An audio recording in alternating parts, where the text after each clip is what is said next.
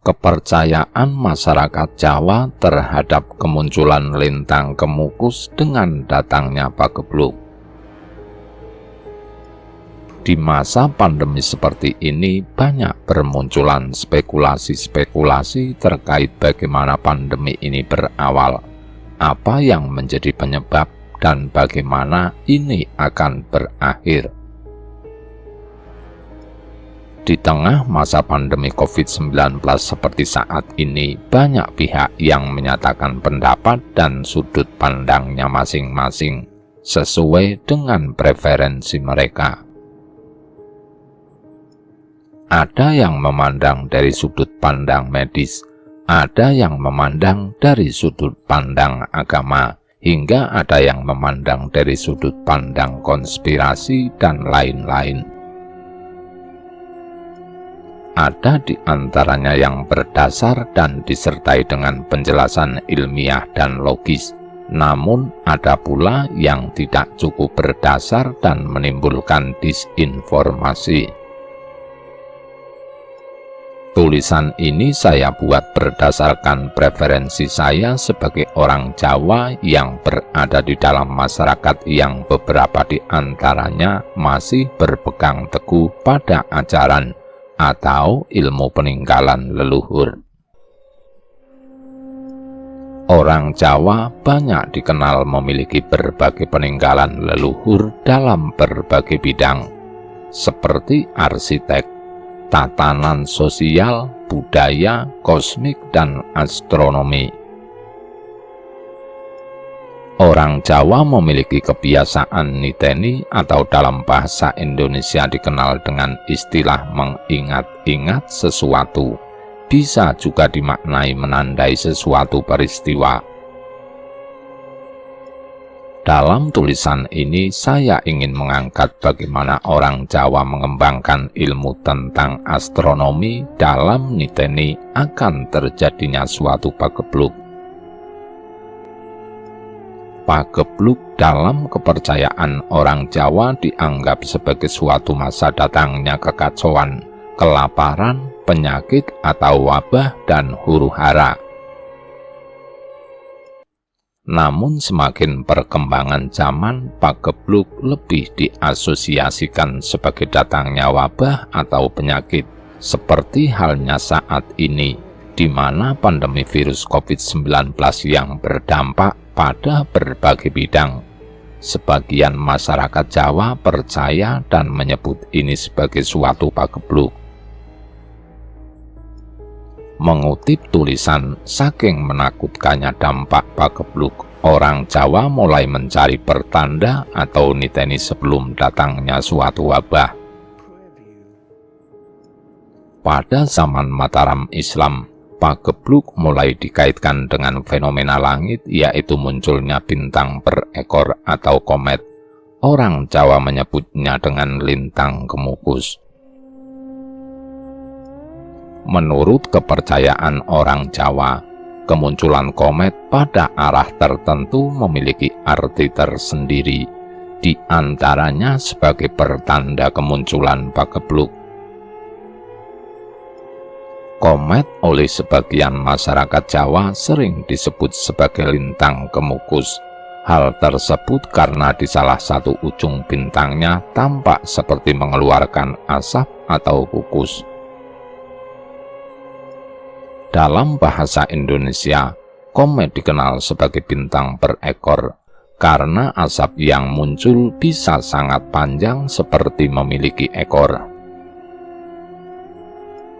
Sementara itu, penyebutan lintang yang berarti bintang terjadi karena masyarakat dulu belum mengenal dan mampu membedakan objek langit seperti dalam astronomi modern saat ini. Saat itu, benda langit apapun yang terlihat terang di langit kecuali bulan, seperti planet, rasi, komet, atau meteor, semuanya disebut sebagai lintang. Kebiasaan sebagian masyarakat Jawa mengaitkan kemunculan fenomena langit berupa komet dengan peristiwa yang akan terjadi sudah berlangsung sejak lama.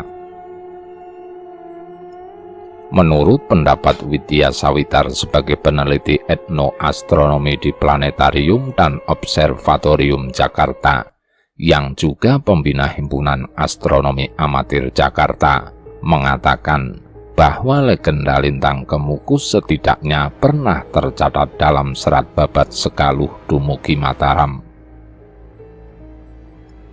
Pada saat itu, keris Kiai Condong Campur keluar dari tempat penyimpanannya, sehingga menimbulkan wabah penyakit di kerajaan Majapahit yang menyerang banyak orang, termasuk Permaisuri Prabu Brawijaya Dwarawati. Kemudian terjadi pertempuran antara keris Kiai Condong Campur dan keris Kiai Sengkelat. Kiai Condong Campur pun kalah dan kembali ke tempatnya sehingga wabah berakhir. Setelah itu, Prabu Brawijaya pun memerintahkan untuk menghancurkan keris Kiai Condong Campur. Saat keris dihancurkan dengan cara dibakar hingga warnanya menjadi merah membara, tiba-tiba keris Kiai Condong Campur melesat ke angkasa dan menjelma menjadi lintang Kemukus yang disaksikan banyak orang. Dari situlah lintang Kemukus dianggap sebagian masyarakat Jawa sebagai pertanda akan datangnya suatu bencana, kerusuhan, kekacauan, perang, kelaparan, kematian, atau wabah penyakit. Keyakinan itu tetap bertahan hingga kini dan diteruskan secara turun-temurun, sehingga diyakini kebenarannya oleh sebagian orang Jawa. Menurut sebagian orang Jawa, secara umum penampakan komet membawa hal yang kurang baik, kecuali apabila komet tersebut muncul di arah barat. Dikutip dari buku sejarah Kuto Solo, Kraton Solo, Bengawan Solo, Gunung Lawu, karya Raden Mas Ngabehi Tikno Prawoto dan Raden Mas Mardi Suwiknyo, makna kemunculan komet dapat diartikan sebagai berikut. Timur, arah dan makna. Yen ana lintang Kemukus metu ing wetan ngalamat ana Ratu Sungkawa, para nayaking praja padha ewuh pikirane, wong desa akeh kang karusakan lan susah atine, udan deres, beras parimurah, emas larang. Terjemahannya, jika ada bintang berekor muncul di sebelah timur merupakan pertanda ada raja sedang berbelasungkawa. Para pengikutnya sedang bingung pikirannya, orang desa banyak mengalami kerusakan dan bersusah hatinya, beras dan padi murah harganya, tetapi emas akan mahal harganya.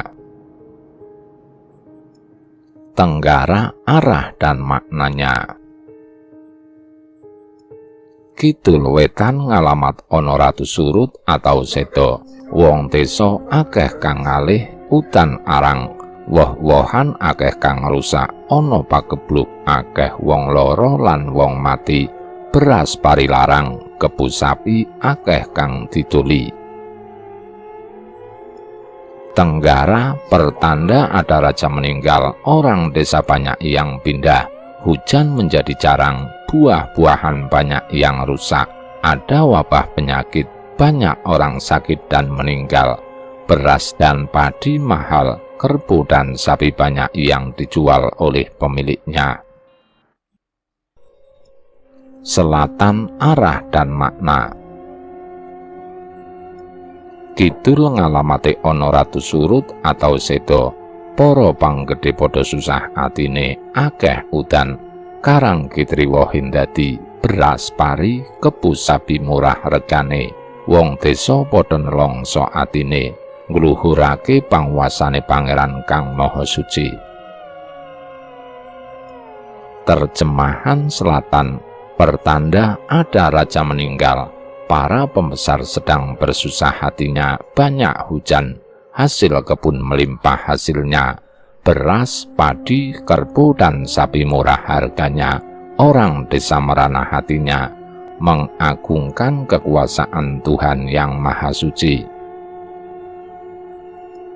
Baradaya, arah dan maknanya. Kidul kulon ngalamat ana ratu surut, wong desa padha nindakake kabecikan, beras parimurah, karang kitriwa hindadi, kebu sapi akeh kang mati.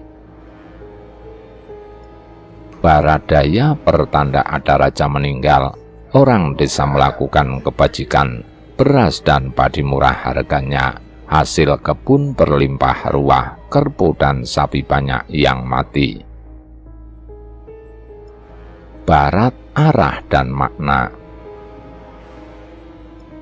Kulon bener ngalamat ana jumenengan ratu, panggedhe lan wong desa padha bungah atine beras parimurah, apa kang tinandur padha subur kalis ing omo, udan trestur suwe, barang dagangan wujud apa bae padha murah regane, jalaran saka olih nukrahing pangeran.